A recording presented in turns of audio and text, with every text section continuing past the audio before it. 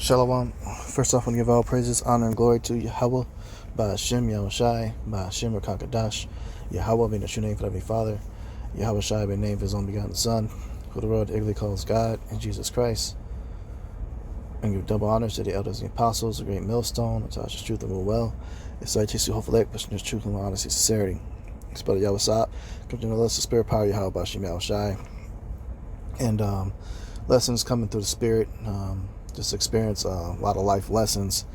Recently, just my beast passed away, man. Had a dog that died, but learned a little bit from it. That experience, as far as having to put her down and things like that, it's never easy, man. A lot of bros have animals and things like that, and it does truly feel like you lost a family member, But Esau, Edom, man, he really could care less about the creatures of the earth. He acts so gung-ho and happy about being dog owners, and they treat animals better than they do Israelites, but ultimately they could care less for them. From that experience going there, just as the whole thing of taking her in there was like a cash cow experience, man.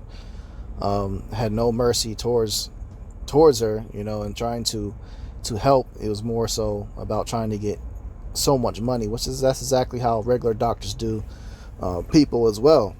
Make it an outrageous bill in order to get the proper treatment, to where Jake can't really afford it and have no choice but to end the suffering and have to put him down, man. It sucks, But this is the book of Proverbs 12 and 10. It says, "A righteous man regardeth the life of his beasts, but the tender mercies of the wicked are cruel."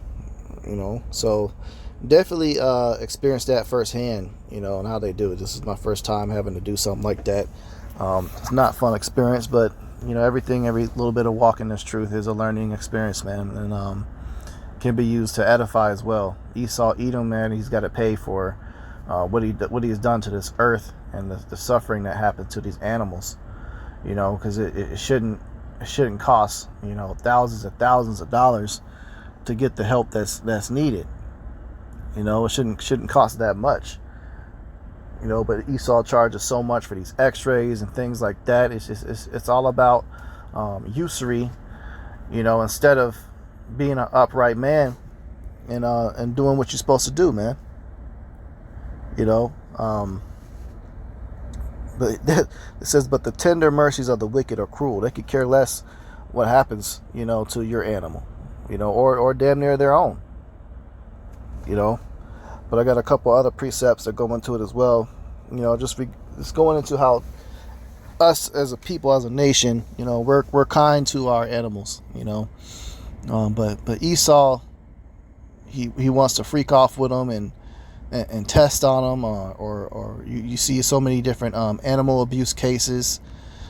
All that stuff is off, man. But once Yahweh Shem Shai returns, not only will we be at peace, but the animals as well.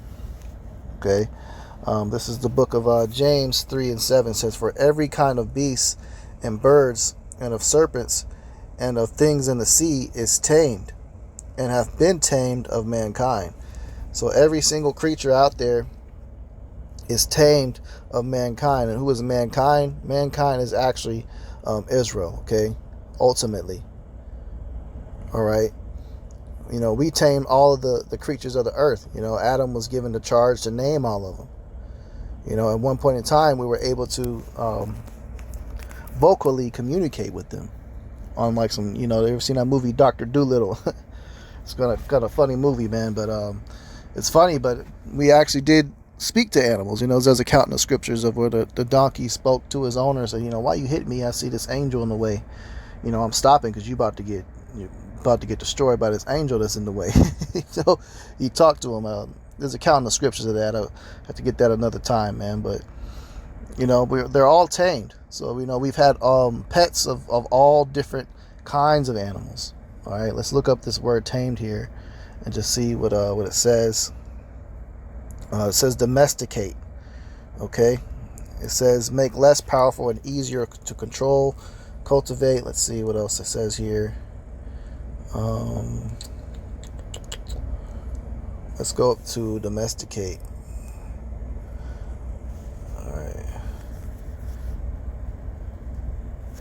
Salaki is acting up here. If we go to the other preset we had here, let's just use this.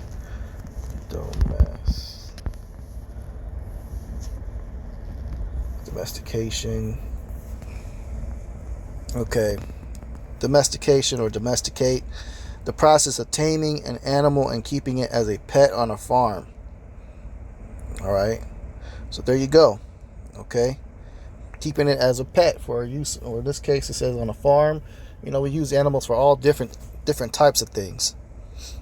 You know, so but it's very common for Israel or even the other nations too to be taming these creatures. You know, but we're supposed to regard the life of the creatures that we take care of. Okay? Meaning it's considerate. You know, treat your animals with kindness. Take care of them. You know?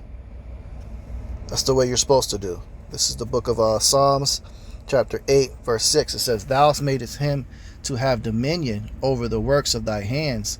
Thou hast put all things under his feet, all sheep and oxen, yea, and the beasts of the field, the fowl of the air, and the fish of the sea, and whatsoever passeth through the paths of the seas. Our Lord Yahweh, how excellent is thy name in all the earth. You know, so the Lord gave us dominion over all these creatures.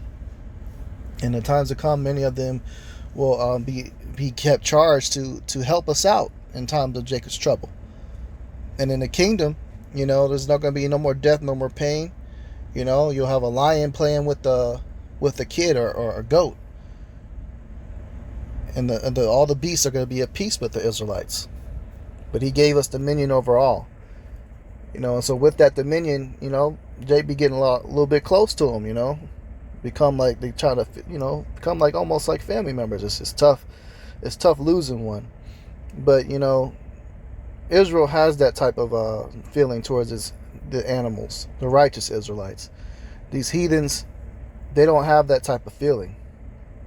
Or if they do, it's a sick, twisted way. It's a little bit too close.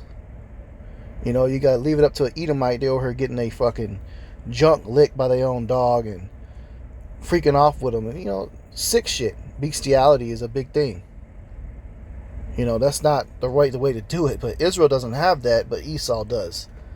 But we regard the life of our beasts as far as taking care of them. Okay? It says, this is the book of Proverbs 27 and 23. Be thou diligent to know the state of thy flocks, and look well to thy herds. Now, this is a parable, or this is like a poetic form of saying, take care of your church, your fellow Akim, your brothers, especially those are the elders of different camps. You know, we are to notice the state of our brothers, our flocks. We take care of them. That's why bros be checking in on each other and, you know, calling each other fellowship, edifying each other, rebuking each other, and lifting each other up in times of need. Okay, that's what that parable was really headed for. But they use this parable of knowing the state of the flocks, you know, as a physical, literal version. It's very important to know how your animals are, the state of them. If you have any sick lambs or goats, or even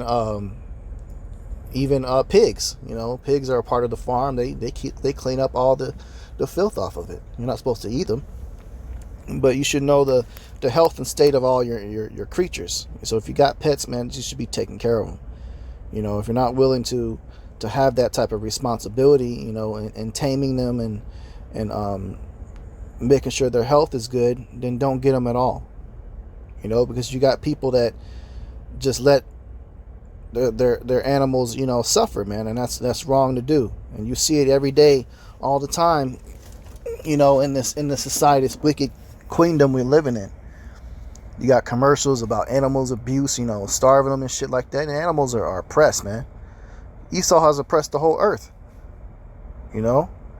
But we are to notice the state of thy flocks and look well to thy herds. So take care of, you know, the beast that Yahweh Bashim El Shai gave us.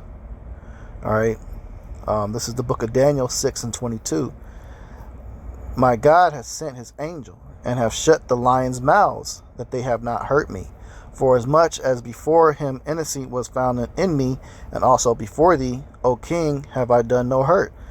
So the Lord, you know, with his elect, his chosen, really does make these animals be at peace with us. He sent an angel to close up the mouths of the lions. You know, if you can visually see that, that's a amazing sight, because that den, those lions back then, the heathens would starve them, so that whatever was thrown in that den, they would rip apart, and the people, prisoners, were thrown in there as punishment to be ripped apart.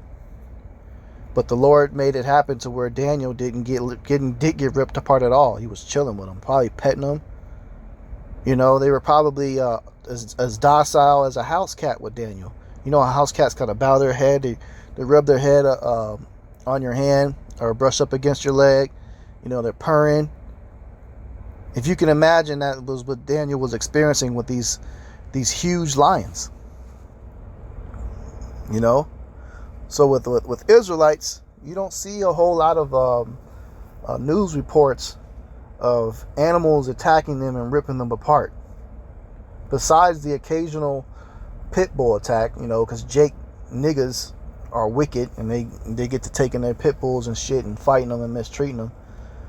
But besides that, on a regular scale, you always see these videos of these heathens, whether they be these Chinese or these so-called white people, Edomites, getting impaled by rhinos and trampled by elephants. You know, Ham getting trampled by elephants and, you know, stung and bit.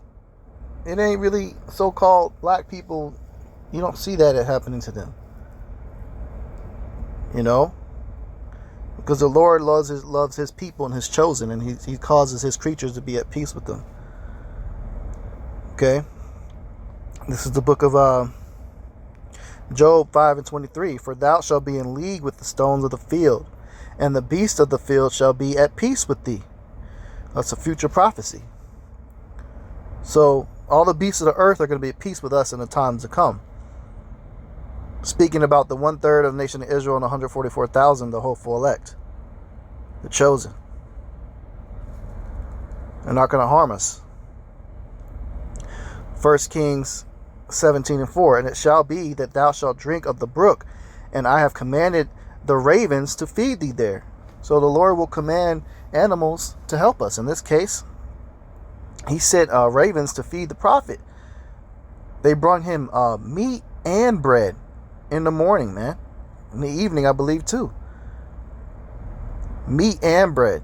Dropped it off for him. So you don't be surprised if Jacob's trouble, if you have something so miraculous such as a mountain lion come and bring you a fresh kill of a venison, a deer, drop it at your feet. Purr, want to be pet, and dip off back into the woods.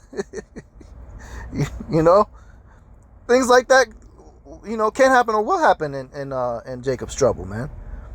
You know, and all the things we lose on this side, we'll get it back tenfold in the kingdom, you know, including those that, you know, experience similar experience I just went through. You know, dogs, whatever animals you have that you're kind of hurt by losing, you'll get it back tenfold in the kingdom, man. That same spirit will come back, you know, and that dog will come back as a wolf, you know, because that's where they originally come from. All the breeds of dogs come from wolves. You know, they were bred into different dogs. You know, so, you know, just a quick hit lesson. It's good to try to use all aspects of experiences in life to be edified and learn from them. You know, and just a reminder that, you know, we're all catching hell. The whole earth is catching hell right now. It's all out of course because of the judgments that's going on, the anger of Yahweh B'Shem Yahushai. But once he returns and that anger is lifted, he takes down the enemy, Esau, Edom, we will have nothing but everlasting peace. There'll be no more pain, no more suffering, and feeling hurt like that, you know. So Lord's will is lessons edifying. I'm going to close out, give all praises, honor, and glory to Yahweh, B'Shem Yahushai, B'Shem HaKadosh. Double honors to the elders and the apostles, great millstone, that taught us truth and will well, and citation for that pushing his truth and honesty and sincerity. Shalom.